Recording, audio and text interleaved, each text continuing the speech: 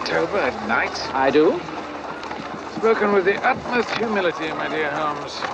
This makes three. Three.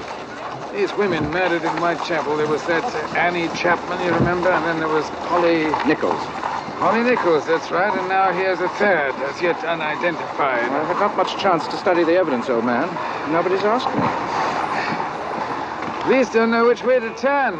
Normally, they come to you when they're in difficulties. Why haven't they done so in this case, huh? Answer that, and you have resolved a question which I must confess does cause me some concern. What is the purpose of your citizens' committee? Well, we want this bloke stopped with his killing. We want him stopped and brought to justice. If it was the West End, the police would have him shut away by now.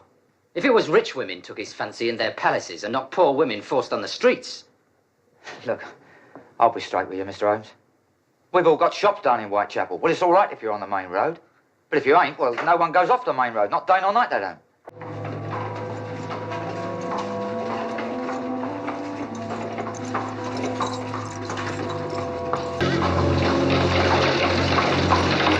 Oh, there.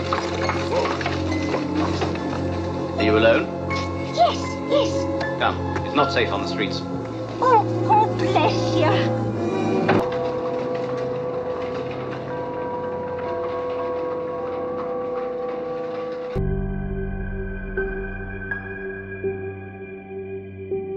Oh, Mr. Holmes, Inspector Foxborough. Inspector. My associate, Dr. Watson. Yes, sir.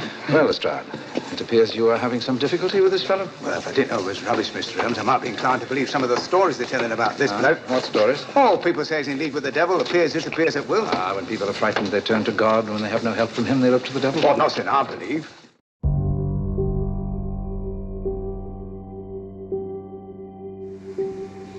I have seen the man known as Jack the Ripper. Good God. I was sitting here, reading, when I was overwhelmed with an intuition of a man and a young woman.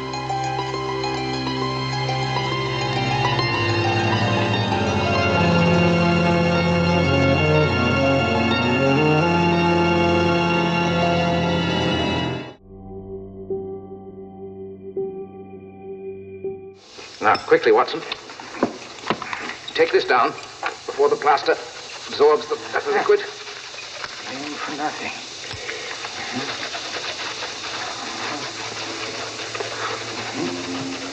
There. Jew are not the men that will be blamed for nothing. I warn you, Holmes. If you pursue this matter...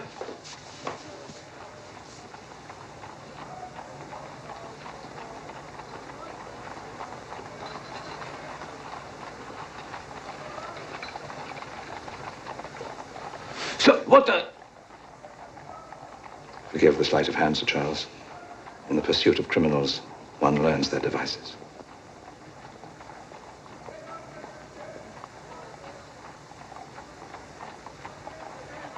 I say, Holmes, what is this mumbo-jumbo?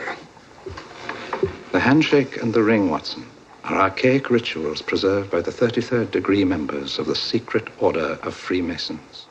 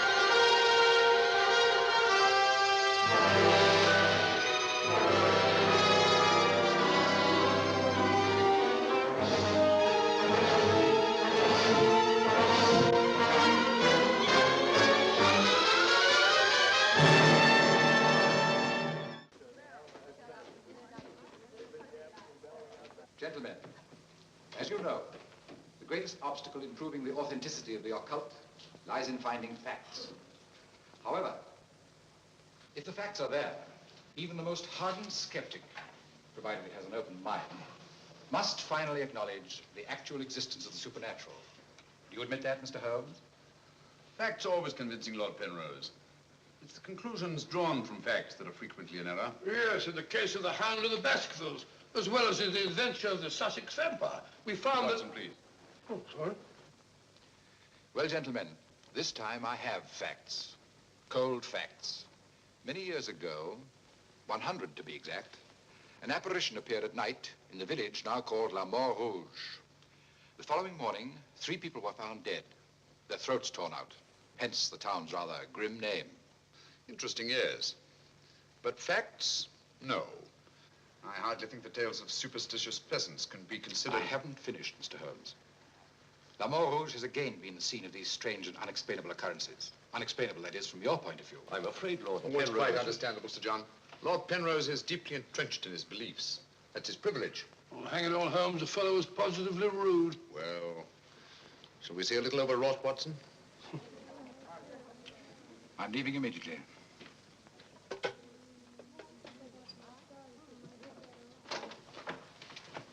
Order my card, Watson. Hurry. Yes, sir.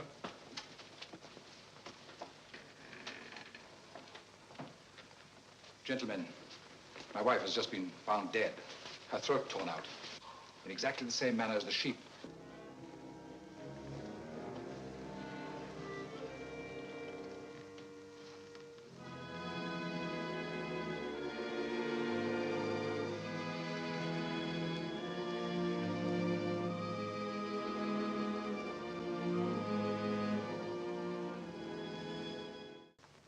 I trust you found what you were looking for. 2 things have been made clear to me, Penrose. That your wife was murdered and that she's Lillian Gentry. Lillian Gentry? Will you leave, or must I call the police? That will not be necessary. We're on our way to the police station now. The wounds found on Lady Penrose's throat are identical with those found on the throats of the dead sheep. Now, I'm not a superstitious man, Mr. Holmes, but I don't know of any weapon capable of inflicting such wounds, except an animal's claw. Of course, it could be done by a 5-pronged garden weeder. Sergeant, have you ever heard of Lillian Gentry? No. No, I can't say that I have, Mr. Holmes. She was a famous actress who came to America some time ago. She appeared for many years in the United States and Canada. Then suddenly she disappeared. Her disappearance was never explained, and she was soon forgotten. But what's the connection between Lillian Gentry's disappearance and the death of Lady Penrose? Lillian Gentry and Lady Penrose are one and the same person. This circle is where the murder actually occurred. Yes, Mr. Holmes. There's a footpath just beyond the church which leads across the marshes. Follow it for half a mile and you'll be there. Thank you, Sergeant. I'm sure I'll find it. Mr. Holmes, I wish you'd let me go with you. It's dangerous on the marshes at night. But according to your theory, Dr. Watson, everyone in the village is under suspicion. Pardon me. It's quite all right. Oh, thank you. Murder is a very interesting study, gentlemen. I well recall a short story by that brilliant author, G.K. Chesterton, in which the murder is committed by a postman. I refer, of course, to the Invisible Man, a brilliant bit of deduction on the part of Father Brown. I'm a postman. Precisely why I mentioned it, to illustrate the absurdity of assuming because one man in a postman's uniform is a murderer, any other man in the same uniform should be suspected.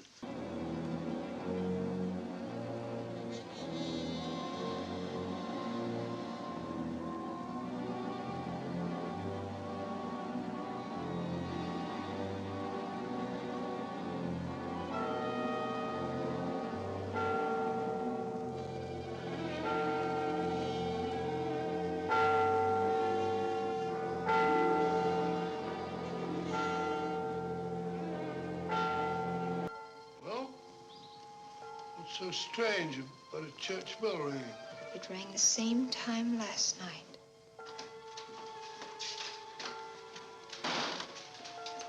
Excuse me, Dr. Watson. Can you tell me if Mr. Holmes is armed? Armed, my dear fellow? Why should he be? He's gone to bed. You're wrong, Doctor. He was out in the marshes alone. I tried to go with him, but he refused. But great Scott, if he runs into this monster and he's by himself, he'll get killed.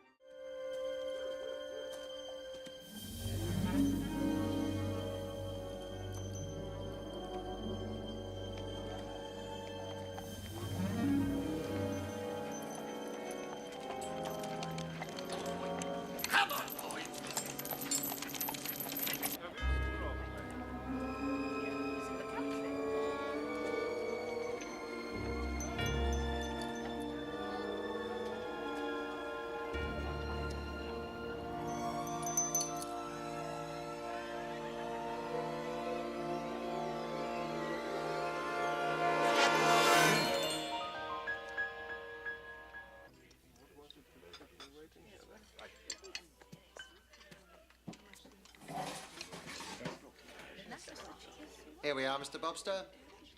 Your favourite.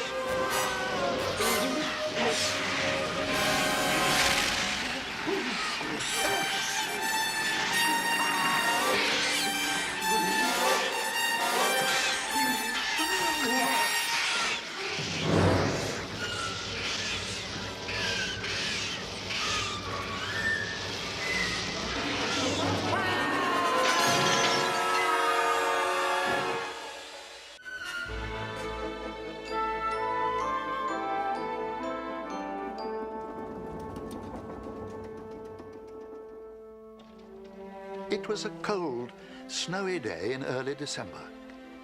Lack of funds had forced my old school to close. I was being sent to a new one in the middle of term.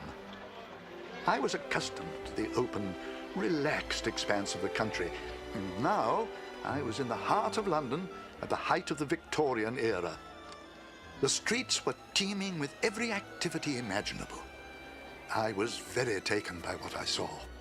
As I stepped from my carriage, the sight of my new school filled me with fear and apprehension. Yet I was swept with a wave of curiosity.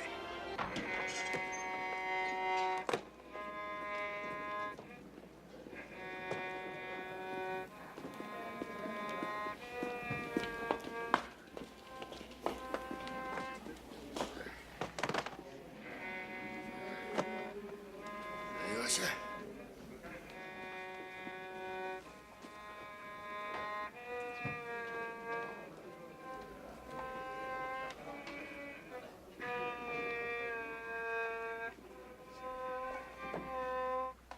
Stop! Isn't it valuable? What's more important, its value or my sanity? Well, perhaps you should be patient. You're the new boy. Yes, I transferred from another school. My name's... Wait. Let me.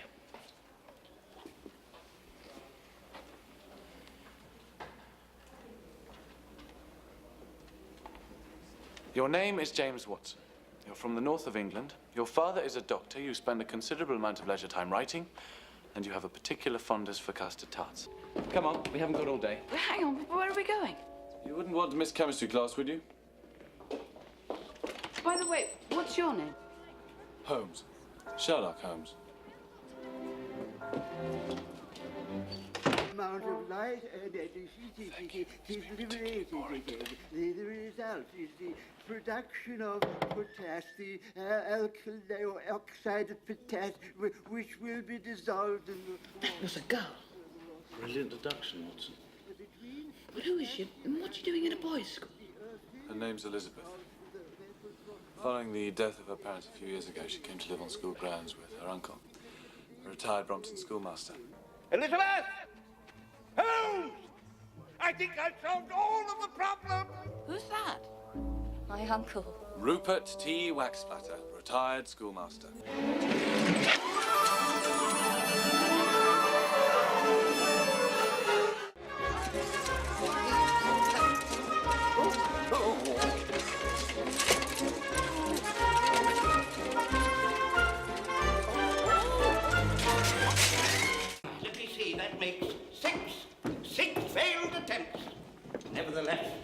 not be defeated.